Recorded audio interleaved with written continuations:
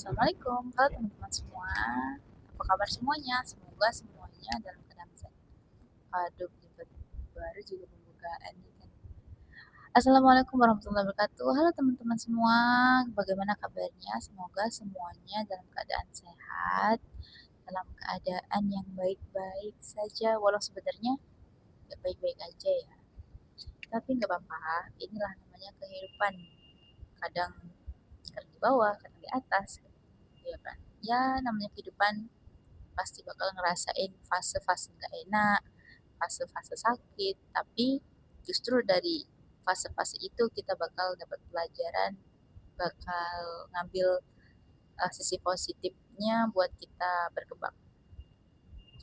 So, by the way, ini aku lagi pakai baju pramuka, ini baju MTS aku pakai karena tadi aku bikin tugas video pramuka, tugas mata kuliah pramuka, itu lagi bikin intronya buat perkenalan diri. Jadi ya sekalian aja gitu tag, ya kan. Sebenarnya nggak ada rencana yang gimana-gimana sih buat video ini, cuman kok aku kepikiran ya, aku dari dulu pengen banget gitu sharing kayak cerita perjalanan hidupku gitu kan, ya secara singkat gitu. Ya setidaknya dari teman-teman yang nonton video ini ada satu aja yang setidaknya bisa bermanfaat buat kalian, bisa bermanfaat buat hidup kalian, buat quote, mungkin buat peringatan gitu lah ya kan, supaya kalian tidak mengulangi kesalahan yang aku alamin dan juga bisa mengambil pelajaran dari perjalanan aku dan pengalamannya aku. Jadi buat yang kuliah, terutama karena aku pernah ngerasain kuliah, jadi mungkin kalau teman-teman yang kerja mungkin aku belum begitu paham ya dunia pekerjaan itu kayak gimana. Cuman kalau di dunia perkuliahan, alhamdulillah sekarang aku udah di semester 6, jadi ya ya mengalami lah ya kan, setidaknya selama 6 semester ini itu aku ngapain aja gitu. Nah, selama perkuliahan ini aku ngerasain perkuliahan itu bisa dibilang gak berat, tapi gak ringan juga gitu. Ada fase yang dimana pengen nyerah gitu, kayak pengen, jadi deh capek, gak usah dilanjutin lagi deh. Ada di fase kayak gitu. Dan ya sebenarnya itu perasaan yang normal karena mungkin kita ngerasa terlalu banyak beban, terlalu banyak pikiran, terlalu banyak tuntutan seperti itu. Jadi tapi sekarang aku udah mulai berdamai, sekarang aku udah mulai aware sama diri aku, udah bisa ngontrol emosi-emosi yang datang ke diri aku, dan itu aku pelajarin setelah aku mengalami banyak beberapa kejadian, beberapa pengalaman yang gak enak. Nah, itu tuh yang ngasih aku kayak kekuatan semacam charge energy lagi yang buat aku jadi semakin kuat gitu. Jadi dulu itu ada satu momen yang dimana aku masih belum mengenal diri aku gitu, kayak kalau ada orang yang ngejudge atau ada orang yang menghakimin aku, kayak bilang, sekedar bilang, kamu kok orangnya nggak asik ya, atau kok kamu mukanya kayak judes gitu. Nah, sebenarnya itu kan kita juga sebenarnya nggak pengen ya kan punya wajah yang kelihatannya itu kayak judes, tapi emang bawaannya ya gimana ya kan. Kalau diem itu kayak udah kayak judes. Tapi minimal lah kalian itu 2 hari aja kenal gitu ya kan. Jadi kalian tahu aslinya aku tuh kayak gimana gitu. Tapi kita nggak punya energi sebanyak itu buat ngejelasin ke mereka siapa kita gitu. Nah, kalau kita belum punya dasar yang kuat tentang mengenal siapa diri kita, itu tuh gampang banget kita akan merasa baper. Sekedar orang bilang kayak hmm, kayak apa ya, mengomentarin, ih bajunya itu-itu aja, ih ginilah gitulah.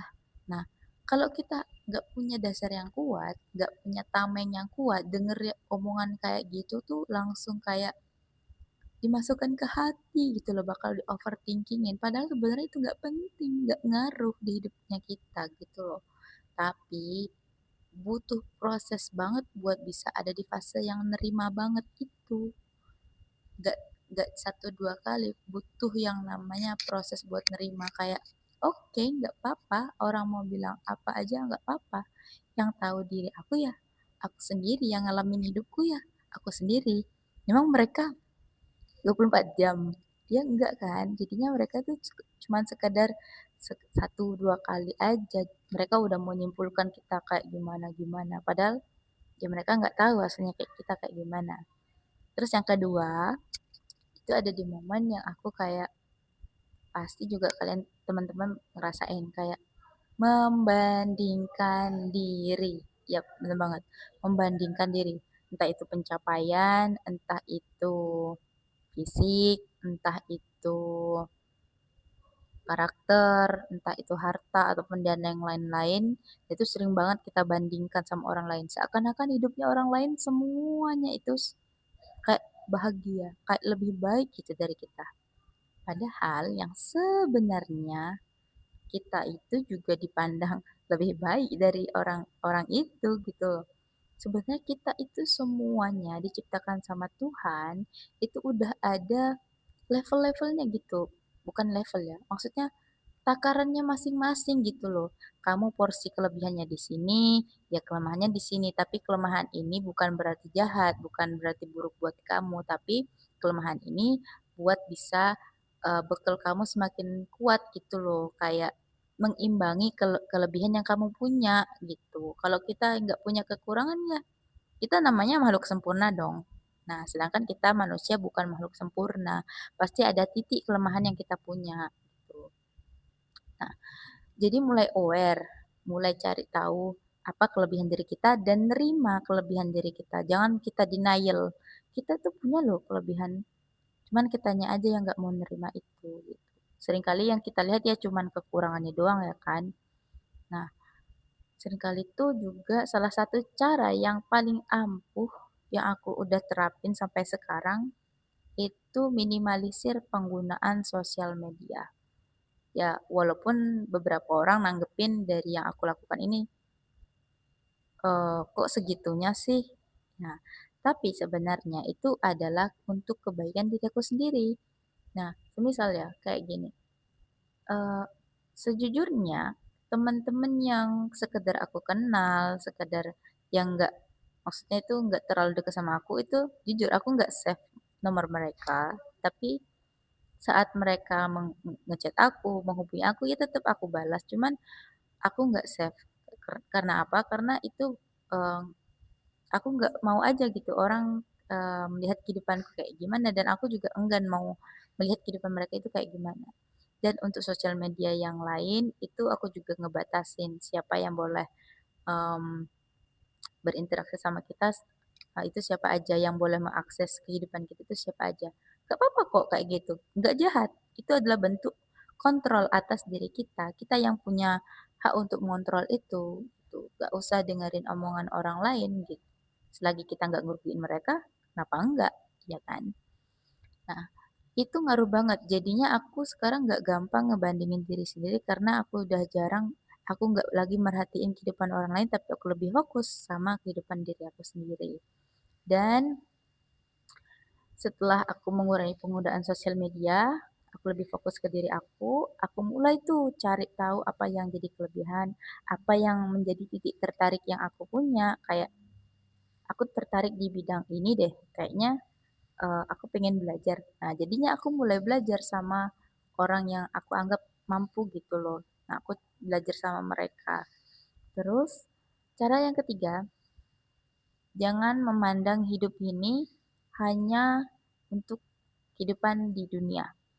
Sebanyak apapun, sesulit apapun, sekerja keras apapun, kamu kalau niatkan cuma untuk di dunia, gak akan ada habisnya. Kita bakal sulit untuk menerima yang namanya ketika kita gagal, ketika kita jatuh. Kita itu akan merasa kayak langsung down, kayak buat apa sih aku hidup, kayak kok aku gagal ya, gagal terus. Nah, itu sebenarnya adalah salah pola pikir kita. Kita nganggap kita itu hanya diciptakan untuk hidup di dunia aja. Coba deh kalau kalian belajar untuk mengontrol, tanamkan di pola pikir kalian, oke, aku hidup di dunia, tapi ada fasenya nanti aku dipanggil Tuhan dan kehidupanku ini tidak berakhir di dunia tapi kehidupan yang lebih kekal itu di akhir. Jadi jangan fokus ke dunianya aja gitu loh.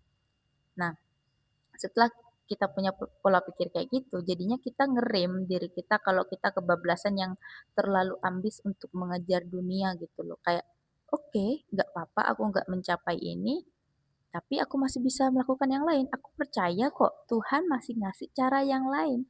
Tuhan masih banyak menciptakan jalan yang lain gitu. Selagi kita mau berusaha, jadinya pada saat kita gagal, kita nggak bisa mencapai apa yang kita impikan. Oke, nggak apa-apa. Nah, itu di fase itu kita bakal bisa nerima lebih lebih ikhlas, lebih apa ya? Lebih kalau bahasa orang Jawa itu lebih legowo. Tapi nah, jadinya itu kita nggak lagi yang kayak stres, depresi ketika menghadapi itu karena itu kita percaya kok Tuhan itu pasti banyak jalan, banyak cara. Tinggal kitanya aja mau mencoba lagi atau enggak. Seperti itu. Buat teman-teman yang lagi ada di fase kesulitan, yang ada di fase kayak pengen nyerah, mungkin kalian sebenarnya nggak nyerah. Kalian itu cuman butuh istirahat. So, oke, ambil waktu kalian buat istirahat, tenangkan diri kalian, tarik nafas, cari tempat yang nyaman, tenangkan diri kalian. Kalau kalian ingin makan makanan yang kalian ingin, ya nggak apa-apa, beli makan yang kalian pengen makan. Pokoknya itu kalian tenangkan diri kalian dulu. Nah, nanti bisa mulai untuk berpikir jernih lagi. Karena kalau kita nggak bisa ngimbangin diri kita, kita tuh bakal bingung mau ngambil jalan yang mana, kayak kayak frustasi, kayak nggak ada lagi jalan gitu, kayak udah buntu. Sebenarnya itu cuma butuh waktu, kita butuh istirahat sejenak aja. Nah, nanti perlahan-lahan kita bisa mulai berpikir jernih dan mulai lagi tuh cari jalan keluarnya kayak gimana. Dan satu lagi nih, poin penting. Kalau kalian bingung mau menyelesaikan permasalahan yang banyak banget, yang bingung kalian mau kerjakan yang mana, kalian tulis deh. Kalian tulis di kertas semua apa yang kalian permasalahin, apa yang sebenarnya kalian itu mau kerjakan, tapi kalian bingung mau ngerjakan yang mana. Itu tulis saja semuanya, tulis semuanya. Nah, dari semua itu kalian ambil. Yang bisa aku lakukan saat ini yang paling gampang deh, itu apa? Itu dikerjakan dulu sampai selesai. Nah, itu bakal jadi motivasi dan energi energi buat kalian. Kayak kayak kalau udah nih selesai, satu tugas ini selesai, bakal termotivasi lagi buat menyelesaikan tugas yang lain. Jadi, itu mungkin dari beberapa cara itu bisa kalian coba ya. Semoga em, dari cara-cara yang udah aku jelasin di video ini, itu mungkin salah satunya bisa kalian coba. Tuh, siapa tahu ada yang manjur, siapa tahu ada yang berhasil. So, buat kalian tetap semangat. Kalau capek, istirahat. Jangan sampai memaksakan diri kalian, jangan sampai kalian menyerah karena ada banyak cara. Tinggal kalian menenangkan diri, tinggal kalian butuh waktu istirahat sebentar, dilanjut lagi ya. Oke, mungkin itu aja dari aku. Semoga apa yang aku sampaikan bisa bermanfaat buat kalian semua. Ya mungkin penjelasan aku di sini karena video awal banget ya, video pertama sebenarnya. Masih belibet, masih berantakan, masih ngalor ngidur penjelasannya, tapi semoga kedepannya sudah lebih baik. Oke. Jadi gitu aja, semoga bermanfaat ya. Bye, see you.